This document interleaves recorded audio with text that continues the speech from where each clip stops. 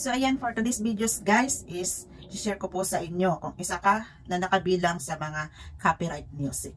Ang trending na music na ito na nagkakalat, mataas ang views mo kapag ikaw ay gumamit nito, lalong-lalo na ikaw ay invited sa use audio. So trending na trending ang music na ito. Kaya kung ikaw ay invited or ginamit mo ang trending na music na ito, is i-check mo na ang iyong reels, mga video, para maagapan mong maayos ito. Dahil nakakasama lang ng loob, lalo na mataas ang iyong views sa video na iyon. So, kailangan i-check mo na dahil tinanggal na sa Facebook ang selos na music, yung trending na background music.